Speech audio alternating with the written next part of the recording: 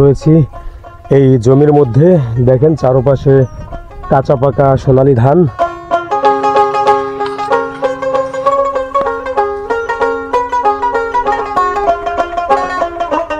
এখানে কি জন্য আসছেন?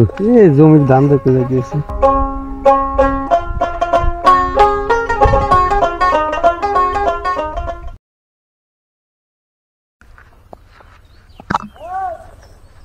আসসালামু আলাইকুম সুপ্রিয় ভিউয়ার্স, আশা করছি আল্লাহর অশেষ রহমতে সবাই ভালো আছেন। দেশ এবং দেশের বাইরে থেকে যারা প্রতিনিয়ত আমার ভিডিও দেখেন তাদেরকে অসংখ্য ধন্যবাদ।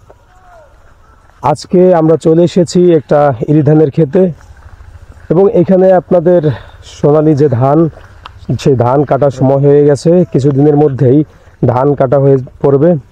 আর এই মাঠেরই আজকে আপনাদের ভিডিও দেখাবো এবং এই মাঠটি আজকে আমরা যে মাঠে ভিডিও ধারণ করব সেটির অবস্থান হচ্ছে বরিশাল জেলার আগৈলঝাড়া উপজেলার গৈলা ইউনিয়নের তালতা নামক একটি গ্রাম। খুবই সুন্দর, দেখেন আপনাদের চারপাশের যে ভিডিওটা দেখাই আপনি, আসলে কত সুন্দর। এই যে দেখতে পাচ্ছেন পাকা পাকা ধান, এটা হয়তো এখন যে অবস্থা, যে দেখেন ধানের অবস্থা দেখাচ্ছি আমি, এই যে দেখেন কত সুন্দর ধান। ধান কাটার সময় হয়ে গেছে, হয়তো বা যে যারা কাটবে, যে দাওয়াল্লি বলে আমাদের গ্রামের ভাষায় বলে দাওয়াল্লা, তারা এখনো আসে নাই, আসলে হয়তো বা এগুলো কাটবে।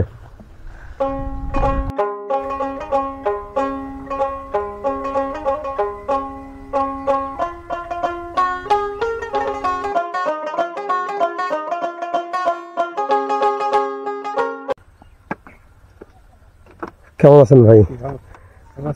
এখানে কি জন্য আসছেন? জমির ধান দেখতে যাইতেছি। ধান কাটা পড়বে শীঘ্র? 2-3 দিন নাগাদ কাটা পড়বে। আর এমনি বাসা কোথায়? আর বাসা রামের বাজারে। ও, এই কাছে না?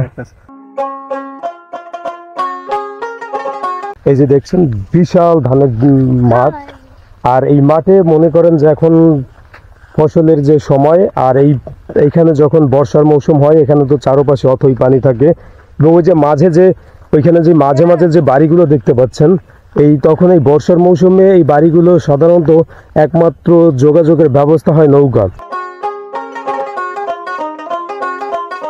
এটা হচ্ছে আইল।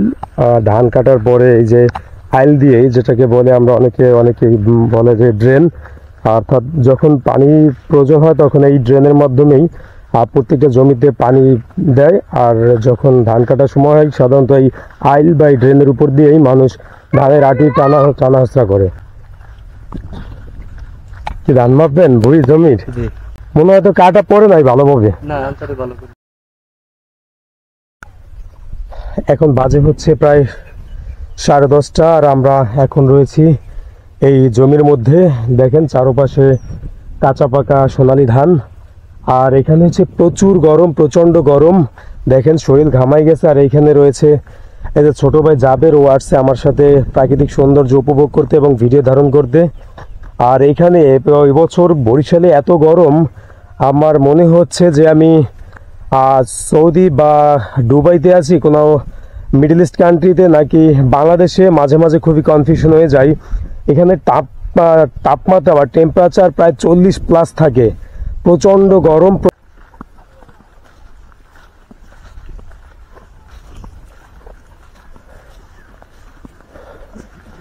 দেখতে পাচ্ছেন ধান কাটার পরে এই মেশিন দিয়ে ধান বলা হয়। এইগুলো এই যে দেখেন, এই যে ধান ময়লা, তারপরে যে খেরের গাদা করছে এখানে।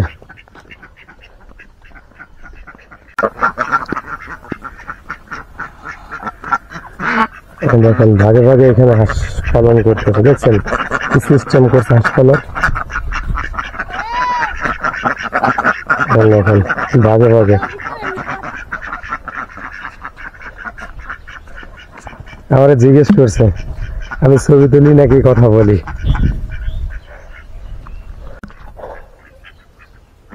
কি বলবো, দেখছেন প্রকৃতি কত সুন্দর হতে পারে।